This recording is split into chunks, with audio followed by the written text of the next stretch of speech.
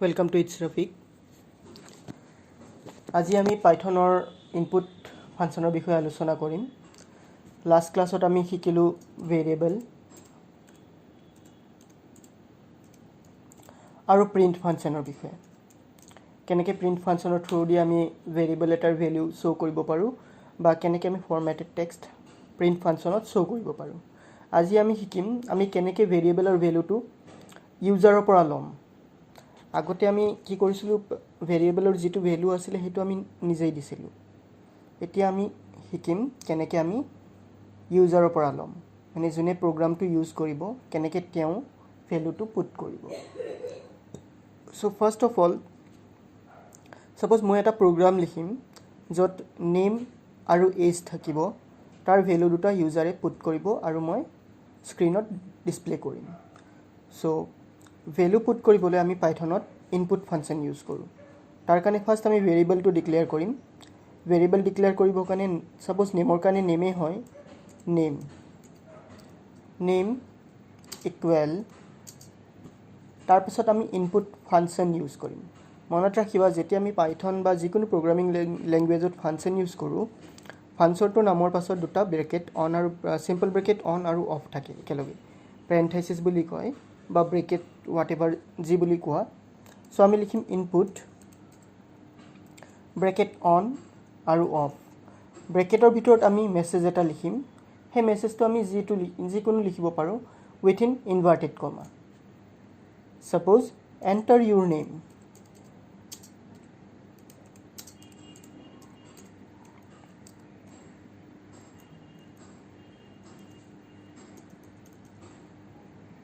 এইটো লিখিলোঁ। এতিয়া আমি এজৰ ভ্যালুটো ল'ম, নেমৰ ভ্যালুটো ল'লোঁ ইউজাৰৰ পৰা। এজৰ কাৰণে আমি লিখিম এজ ইকুৱেল, সেম থিং আমি কৰিম ইনপুট এণ্টাৰ ইউৰ এজ।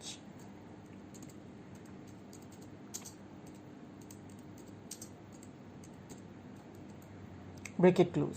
এতিয়া আমি দুটা ভ্যালুই লৈ ল'লোঁ।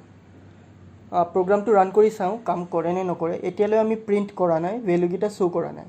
আৰু যেতিয়া আমি এনেকৈ print input statement the value ল'ম ভেৰিয়েবলৰ, সেই ভ্যালুটো ষ্ট্ৰিং হিচাপে ষ্ট'ৰ হয়। ষ্ট্ৰিং মানে কেৰেক্টাৰ বা টেক্সট হিচাপে ষ্ট'ৰ হয়। সেইটোৰ লগত আমি কেলকুলেশ্যন কৰিব নোৱাৰোঁ। মানে সাপোজ আমি এজৰ ভ্যালুটো নাম্বাৰত ল'ম, 1 to ষ্ট্ৰিং হৈ থাকিব, নাম্বাৰ হৈ নাথাকে। 1টোৰ লগত আমি কেলকুলেশ্যন কৰিব নোৱাৰোঁ। ফাৰ্স্ট প্ৰগ্ৰামটো সেভ কৰি লওঁ। ফাইল নেম অলৰেডি দিয়া আছিলে সেইকাৰণে জাষ্ট সেভ কৰিলে হ'ব। যদি ফাৰ্স্ট টাইম কৰিব যোৱা তেনেহ'লে ফাইল সেভ এজ। এতিয়া ৰান মডিউল। সো ইয়াত আহিছে স্ক্ৰিনত এণ্টাৰ ইউৰ নেম। সাপোজ মোৰ নামটো ভৰালোঁ। এণ্টাৰ ইউৰ এজ, সাপোজ জাষ্ট আ নাম্বাৰ। এতিয়া একো শো নকৰে বিকজ মই ইনপুট প্ৰিন্ট ষ্টেটমেণ্ট লিখাই নাই ভ্যালু শো কৰিবৰ কাৰণে। সেইকাৰণে জাষ্ট প্ৰিন্ট ভেৰিয়েবল কেইটাৰ ভ্যালুকেইটা মোৰ পৰা লৈছে আৰু স্ক্ৰিনটো ষ্টপ হৈ গৈছে। এতিয়া মই ভ্যালুকেইটা শো কৰিম, তাৰ কাৰণে আমি ইউজ কৰিম প্ৰিন্ট ষ্টেটমেণ্ট। প্ৰিন্ট নেম কমা এজ। এতিয়া ৰান কৰোঁ।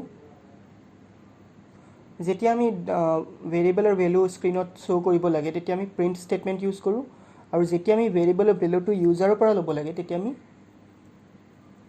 ইনপুট ষ্টেটমেণ্ট ইউজ কৰোঁ। সো এণ্টাৰ ইউৰ নেম, এণ্টাৰ ইউৰ এজ। এতিয়া একেলগে দুটা আহিছে, নেমটো আৰু এজটো। সাপোজ আমাক প্ৰি ফৰ্মেটেড ফৰ্মত লাগে, লাইক নেমটো তাৰপিছত নেক্সট লাইনত এজটো লাগে, দেন আমি এনেকৈও ইউজ কৰিব পাৰোঁ।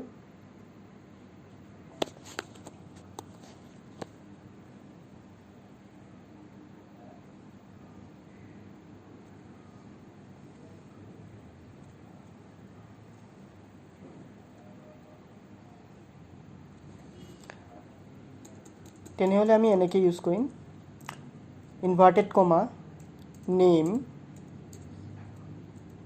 তাৰপিছত কমা নেম। ইয়াৰে ইনভাৰ্টেড কমাৰ ভিতৰত লিখা নেমটো জাষ্ট এটা ষ্ট্ৰিং মেছেজ হয়, তাৰ লগত প্ৰগ্ৰামে একো নকৰে। আৰু যিটো আমি ইনভাৰ্টেড কমা নিদিয়াকৈ লিখিছোঁ সেইটো ভেৰিয়েবল হয়, চ' তাৰ ভেলুটোহে ইয়াত শ্ব' কৰিব। আকৌ কমা, এতিয়া আমি ছাপ'জ এজটো 2 নম্বৰ লাইনত শ্ব' কৰিম, মানে নেক্সট লাইনত, তাৰ কাৰণে /n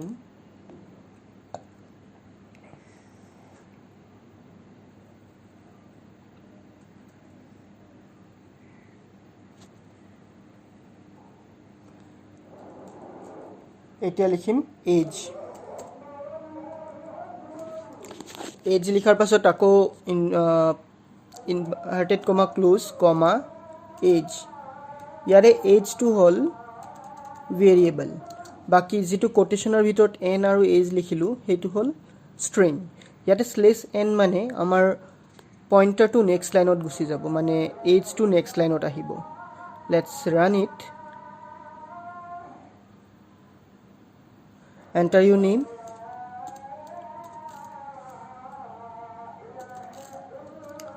So দেখা পাইছা এনেকৈ আহিব আউটপুটটো, ফাৰ্ষ্ট নেম তাৰপিছত এজ। এতিয়া আৰু আমি বেলেগ এটা ফৰ্ম আছে, এফ ইউজ কৰি কিনে আমি ইউজ কৰিব পাৰোঁ। কেনেকৈ ইউজ কৰিব পাৰা দেখাই দি আছোঁ। ফাৰ্ষ্ট লিখিবা এফ, তাৰপিছত ডাবল ইনভাৰ্টেড কমা। এতিয়া আমি ফাৰ্ষ্ট ছাপ'জ লিখিম নেম কলন। এতিয়া আমি নেমৰ ভেলুটো লিখিম, সেইটো লিখিম ইনভাৰ্টেড কমাত। নেম ভেৰিয়েবলটো সেইটো লিখিম আমি কাৰ্লি ব্ৰেকেটত, ইয়াতে লিখিম নেম। তাৰপাছত আমি নিউ লাইনত যামগৈ, তাৰ কাৰণে /n। এতিয়া আকৌ লিখিম এজ, আকৌ এজ ভেৰিয়েবলটো লিখিম কাৰ্লি ব্ৰেকেটৰ ভিতৰত। আমি যেতিয়া এফ হিচাপে ইউজ কৰোঁ ষ্ট্ৰিং এটা প্ৰিণ্ট ষ্টেটমেণ্টত, তেতিয়া ভেৰিয়েবল বা নাম্বাৰ এইবিলাক শ্ব' কৰিব লাগিলে আমি সেইটো কাৰ্লি ব্ৰেকেটৰ ভিতৰত শ্ব' কৰোঁ। চ' ৰান কৰোঁ প্ৰগ্ৰামটো, run module.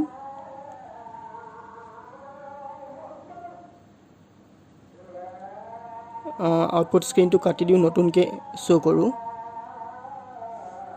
Run module, enter ইউৰ নেম, এজ। চ' এনেকৈ আহিব আউটপুটটো। চ' যোনটো তোমাৰ ইজি লাগে প্ৰিণ্ট ষ্টেটমেণ্টৰ কাৰণে সেইটো তুমি ইউজ কৰিব পাৰা। এতিয়া ছাপ'জ মেছেজটো অলপ বেলেগ ষ্টাইলত শ্ব' কৰিব লাগে। ছাপ'জ নেমটো হ'ল দিব্যা আৰু এজ হ'ল 16। আউটপুটটো আহিব লাগে দিব্যা ইজ 16 years old। চ' কেনেকৈ আমি শ্ব' কৰিম তেনেকুৱা মেছেজ। তাৰ কাৰণে আমি ছেম এনেকৈ লিখিম, এফ ষ্ট্ৰিঙৰ ভিতৰতো লিখিব পাৰোঁ বা বেলেগ ষ্টাইলতো পাৰোঁ। চব এফৰ ভিতৰত আমি দেখাই দিওঁ। ফাৰ্ষ্ট দিব্যা বুলি দেখাম, দিব্যা ভেলুটো থাকিব নেম ভেৰিয়েবলত। চ' ফাৰ্ষ্ট নেম ইজ, এতিয়া 16 মানে এইটো এটা ভেলু, ভেৰিয়েবলৰ ভেলু হয়। চ' কাৰ্লি ব্ৰেকেটৰ ভিতৰত এজ ইয়াৰ্ছ অল্ড। এতিয়া ৰান কৰোঁ, ৰান মডিউল। ছাপ'জ নেমটো দিব্যা হয় আৰু এজটো 16 হয়। চ' দেখা পাইছে ইয়াতে দিব্যা ইজ 16 years old। আউটপুটটো এনেকৈ আহিব। আমি বেলেগ ষ্টাইলতো শ্ব' কৰিব পাৰোঁ, সেই নেক্সট ষ্টাইলটো দেখাই দি আছোঁ। এইটো ষ্টাইলত এনেকৈ হ'ব, নেম কমা ইনভাৰ্টেড কমাৰ ভিতৰত ইজ, আকৌ কমা এজ, আকৌ কমা ইনভাৰ্টেড কমাৰ ভিতৰত ইয়াৰ্ছ অল্ড, তাৰপিছত ব্ৰেকেট ক্লোজ। এইটো ৰান কৰোঁ।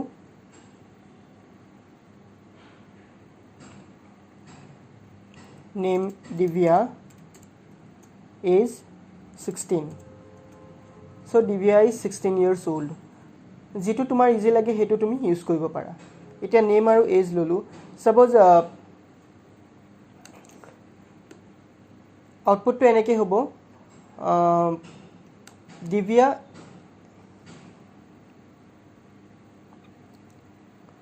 Hello' Divya you are 16 years old।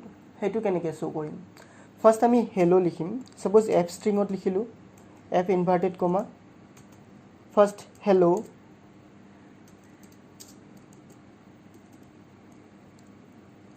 তাৰপিছত নেম আহিব নেমটো আহিব কাৰ্লি ব্ৰেকেটৰ ভিতৰত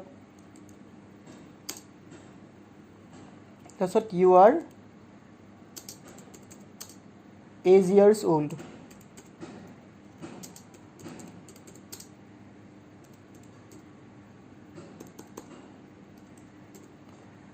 এটো যদি আমি ৰান কৰো এনেকে আহিব hello divya you are 16 years old so run কৰো divya age মানে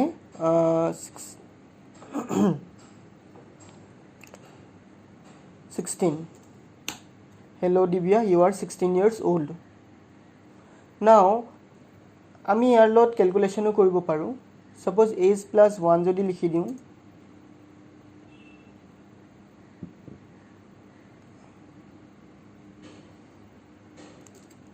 divya 16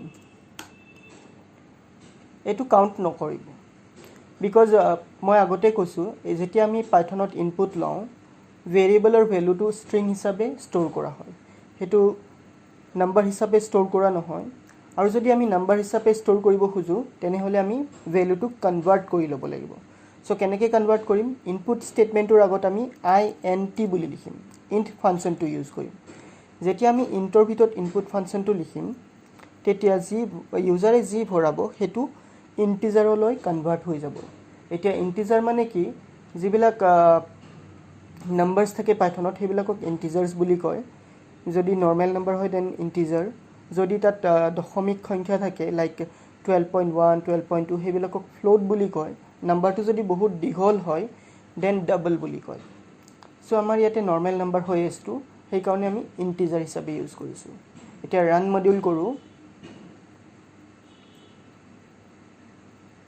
divya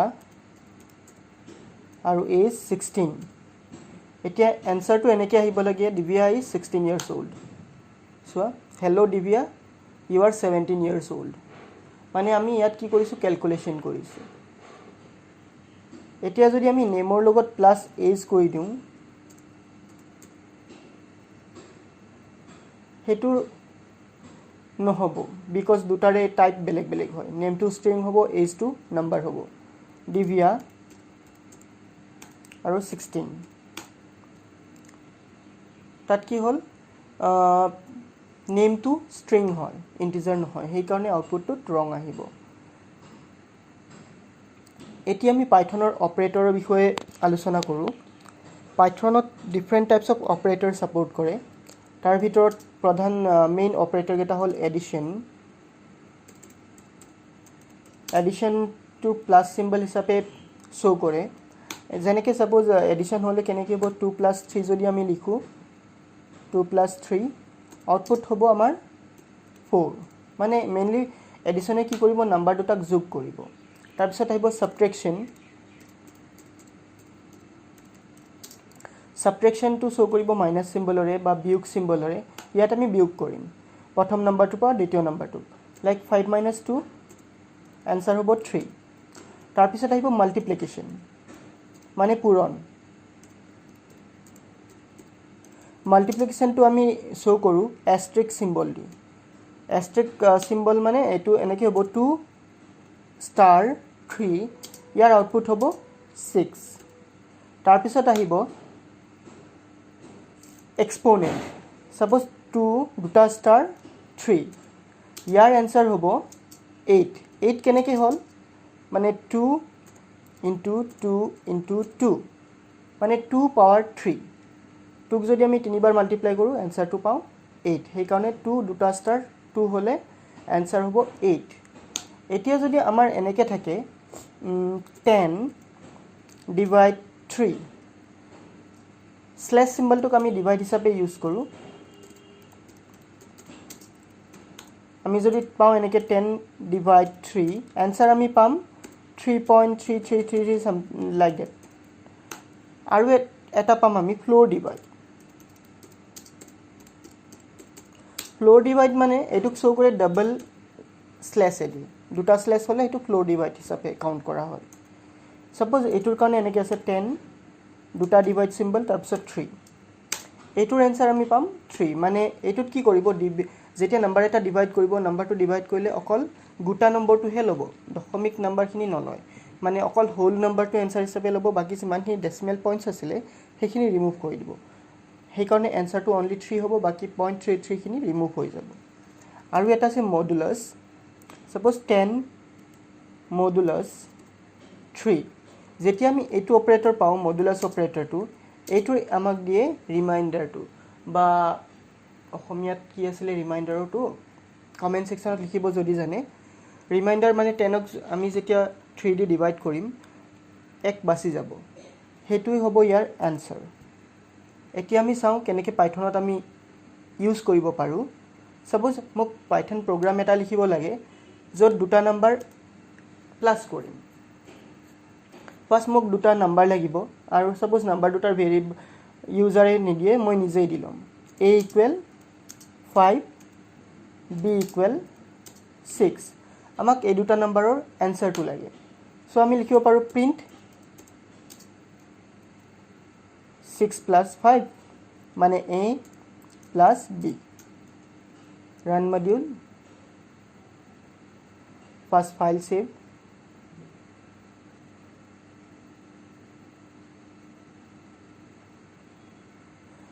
so directly answer to আছে 11 এতিয়া যদি আমি answer বা sum equal 11 দেখাব খুজো তো আমি এনেকৈ লিখিব পাৰো f double quotation sum equal curly bracketৰ ভিতৰত a + b তাৰছত double quote close run module 11 আহিছে আৰু এটো যদি অলপ টান লাগে তেনি হলে আমাৰ সিম্পল স্টেটমেন্টটো ইউজ কৰিব পাৰা না double quote sum equal double quote close comma a + b run module 11 আহিব এতিয়া সাপোজ আমি answer value to a আৰু b প্লাস কৰিলে যেটো answer পাওঁ হেতু আমি বেলেগ ভেৰিয়েবল এটাত ষ্টৰ কৰিম ডাইৰেক্টলি প্ৰিন্ট স্টেটমেন্টত আমি ইকুৱেচনটো নিলিখো হেতু আমি বেলেগ এটা ভেৰিয়েবলত ষ্টৰ কৰিম ষ্টৰ কৰি কিনে আমি সেই ভেৰিয়েবলটোৰ ভ্যালুটো শো কৰিম সো আমি আৰু এটা ভেৰিয়েবল লম c c ইকুৱেল লিখিম a + b এতিয়া আমি sum ইকুৱেল লিখনে ইয়াতে a + b নিলিখো c বুলি লিখিম ৰান কৰো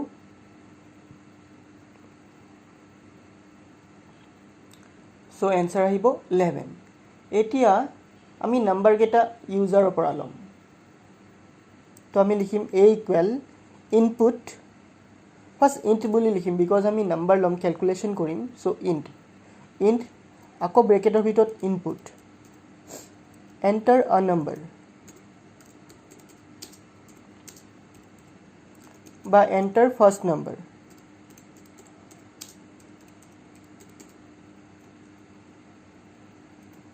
আৰু b কাৰণেও লিখিম int আকৌ input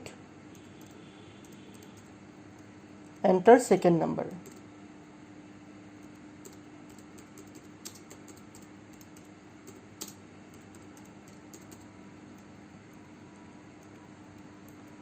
সো আমি ইনপুট ফাংশনটো ইয়াতে লিখিছো এতিয়া আমি রান কৰো প্ৰগ্ৰামটোক ফার্স্ট নাম্বার সাপোজ দিলু 4 সেকেন্ড নাম্বার দিলু 5 সো आंसर টু হল 4 + 5 9 এতিয়া আমি যদি নেগেটিভ বা মাইনাস কৰিব খুদু তেতিয়া হলে আমি কি কৰিম জাস্ট অপাৰেটৰটো ইয়াতে চেঞ্জ কৰি দিম প্লাসৰ জায়গাত আমি মাইনাস দি দিম এতিয়া প্ৰগ্ৰামটো মাইনাস কৰিব সো ৰান কৰো Suppose a value 4 b value 5 answer -1 আহিব -1 same multiply কৰিব লাগে ইয়াতে multiply symbol দিম যদি আমি exponent কৰিব লাগে মানে power of কৰিব লাগে তেতিয়া হলি আমি দুটা star দিম so run কৰো suppose 2 to the power 5 কিমান হয় 32 আহিব লাগে 2 a value আৰু b value 5 32 so এনেকে আমি পাইথনত ক্যালকুলেশন কৰিব পাৰো I hope তোমালোকে অপাৰেটৰ বিষয়ে ভালকে বুজি পাইছা নেক্সট ভিডিঅ'ত আমি আজি যিকেইটা অপাৰেটৰ বিষয়ে আলোচনা কৰিলোঁ এইকেইটা অপাৰেটৰ হ'ল এৰিথমেটিক অপাৰেটৰ এইকেইটা অপাৰেটৰ আমি মেথছত ইউজ কৰোঁ মেইনলি সেইকাৰণে এইকেইটা অপাৰেটৰক কয় এৰিথমেটিক অপাৰেটৰ নেক্সট ভিডিঅ'ত আমি আলোচনা কৰিম লজিকেল অপাৰেটৰ আৰু ৰিলেশ্যনেল অপাৰেটৰ বিষয়ে তাৰপাছত এনেকৈ আমি গৈ থাকিম আশা কৰিছোঁ তোমালোকে পাইথনৰ বিষয়ে বুজি পাইছা Thank you for watching. See you in the next video. Till then, take care and bye.